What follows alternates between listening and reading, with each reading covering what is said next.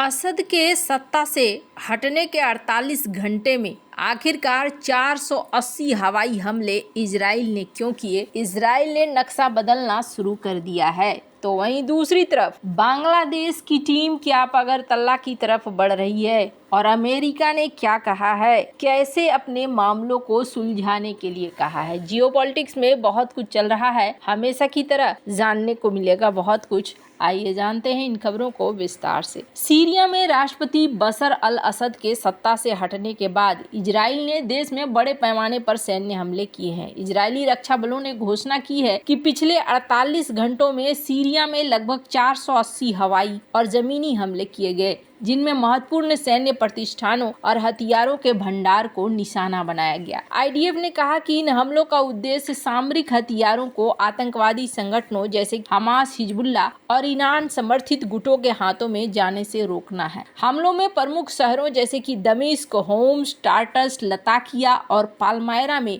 वायुसेना, नौसेना और हथियार निर्माण स्थलों को निशाना बनाया गया है। 350 हमले मानव युक्त विमानों द्वारा किए गए हैं, जिनमें हवाई क्षेत्र, मिसाइल लॉन्चर्स, टैंक और फायरिंग पोजीशन जैसे लक्ष्यों को निशाना बनाया गया है। इसके अलावा इजरायली नौसेना ने सीरिया की 2 नौसेना सुविधाओं पर हमला किया है, जिसमें 15 जहाज और समुद्र से समुद्र में मार करने वाले मिसाइलों का भंडार नष्ट किया गया है। इजराइल के प्रधानमंत्री बेंजामिन नेतन्याहू ने असद सरकार के पतन को मध्य पूर्व में बदलाव का महत्वपूर्ण मोड़ करार दिया है। नेतन्याहू ने कहा कि हमने हमास, हिजबुल्लाह और ईरान को गंभीर प्रहार किए हैं, जिससे सीरियाई शासन का पतन हुआ है। यह हमारे प्रयासों का प्रत्यक्ष परिणाम है और हम मध्य पूर्व को एक नई दिशा की ओर ले जा रहे हैं। इजराइल के नेताओं ने असद के हटने के बाद उत्पन्न अनिश्चितता को लेकर चिंता व्यक्त की है। विदेश मंत्री गिदोन सार ने कहा है कि इजराइल का मकसद उन सैन्य ठिकानों को नष्ट करना है जहां रासायनिक हथियार और लंबी दूरी के मिसाइल संग्रहित है, ताकि ये हथियार चरमपंथी गुटों के हाथ न लग सके। इजराइल की ओर से किए गए इन हमलों ने क्षेत्रीय स्थिरता पर गंभीर सवाल खड़े कर दिए हैं। राष्ट्रपति असद के हटने के बाद सीरिया में कट्टरपंथी गुटों के उभरने की संभावनाएं हैं और इजराइल के साथ साथ अंतर्राष्ट्रीय शक्तियों की भी चिंताएं यहाँ पर बढ़ गई है। मैंने पहले भी कहा था कि सीरिया जो चीज सोच रहा है वो नहीं होने वाला है और सीरिया में एक साथ 3 देश की एंट्री ये दिखला रही है। तुर्की जहां अमेरिका समर्थित लड़ाकों पर हमला कर रहा है, तो वहीं इजराइल यहाँ अपना खेल खेल रहा है और ऐसा ही आगे अमेरिका भी खेलने वाला है। कहीं 3 टुकड़ों में ये न बढ़ जाए। जहाँ एक तरफ ये सारा सीन चल रहा है, वहीं बांग्लादेश में क्या चल रहा है? बांग्लादेश में खालिदा जिया की पार्टी बीएनपी ने ढाका से अगरतला के लिए मार्च शुरू किया है। सबसे बड़ी बात यह है, त्रिपुरा के अगरतला में बांग्लादेशी हाई कमीशन में तोड़फोड़ के विरोध में खालिदा जिया की बीएनपी से जुड़े संगठनों ने बड़ा ऐलान किया है। बीएनपी के 3 सहयोगी संगठनों जातीयतावादी जुबोदल, स्वेच्छासेवक दल और छात्र दल ने ढाका से अगरतला के लिए लंबा मार्च शुरू किया है। यह मार्च 11 दिसंबर को सुबह 9 बजे ढाका के नया पल्टन में बीएनपी केंद्रीय कार्यालय के सामने से शुरू हुआ है। इसे देखते हुए भारत की सुरक्षा एजेंसियां भी चौकसी बरत रही है। बीएनपी के सहयोगी संगठनों ने त्रिपुरा की राजधानी अगरतला की ओर लंबा मार्च की वजह बताते हुए कहा है कि वहां न सिर्फ बांग्लादेश सहायक उच्चायोग पर हमला हुआ है, बल्कि राष्ट्रीय ध्वज का अपमान करते हुए सांप्रदायिक दंगों को भड़काने की साजिश की गई है। बुधवार को ढाका में अगरतला और मार्च के लिए जुटे बीएनपी ने भारत पर बांग्लादेश के खिलाफ साजिश जैसे कई आरोप रचे हैं। बीएनपी से जुड़े सैकड़ों लोगों के भारत की ओर मार्च के ऐलान के बाद सीमा पर भारतीय सुरक्षा बल अलर्ट पर हैं। किसी भी संभावित तनाव की स्थिति के लिए सीमा पर तैयारी की जा रही है। बीएनपी से जुड़े इन संगठनों ने 3 दिन पहले 8 दिसंबर को ढाका में मार्च निकालकर अगरतला की घटना का विरोध किया था। ये मार्च बीएनपी दफ्तर से शुरू हुआ, जिसे पुलिस ने रामपुरा में रोक दिया गया था। इसके बाद एक प्रतिनिधिमंडल ने भारतीय उच्चायोग जाकर घटना के विरोध में ज्ञापन सौंपा था। त्रिपुरा के अगरतला में 2 दिसंबर को बांग्लादेश सहायक उच्चायोग की इमारत पर हमला किया गया था। ये तब हुआ था जब बांग्लादेश में हिंदू संत चिन्मय कृष्णदास की गिरफ्तारी के विरोध में रैली निकाल रहे थे।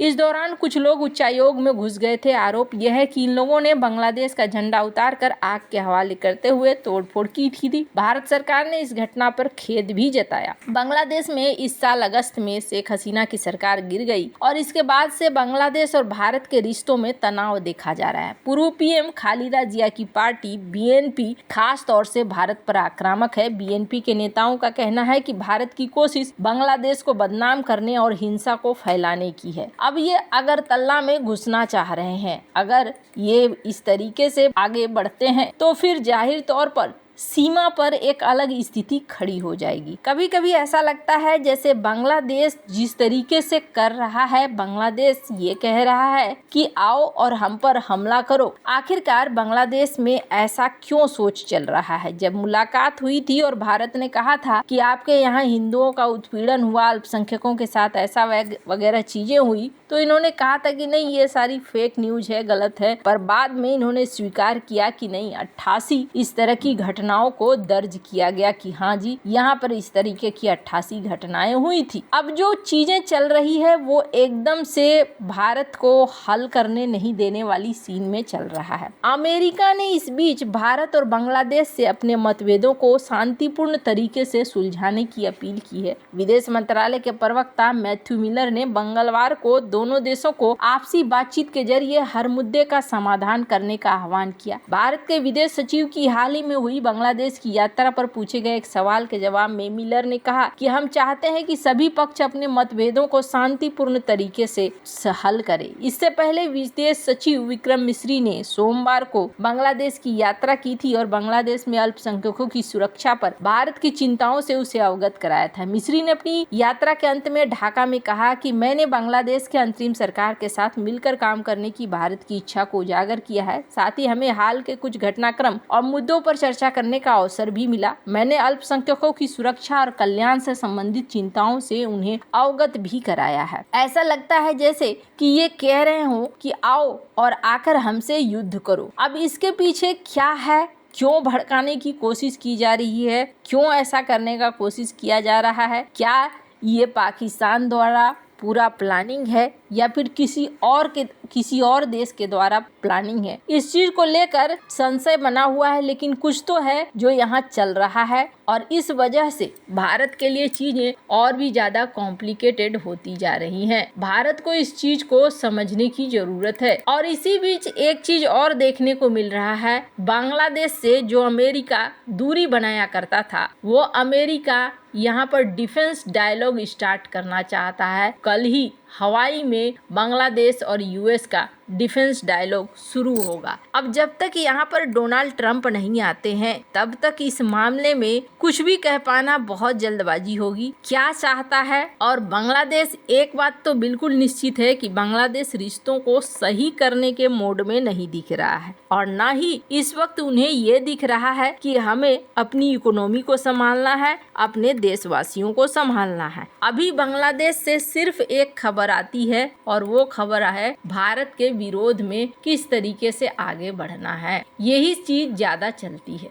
खैर, आने वाले समय में बहुत सारी चीजें देखने को मिलेंगी। दोनों ही तरफ से पार्टियां कुछ इस तरीके के बयान दे रही हैं, जिसके बाद लग रहा है कि यहाँ रिश्ते तो और भी ज्यादा खराब ही होंगे। ऐसे आपको क्या लगता है? इन सब मामले में आपकी क्या राय है? कमेंट कर जरूर बताएं। जल्द मिलते हैं अगली वीडियो में नई खबर के साथ।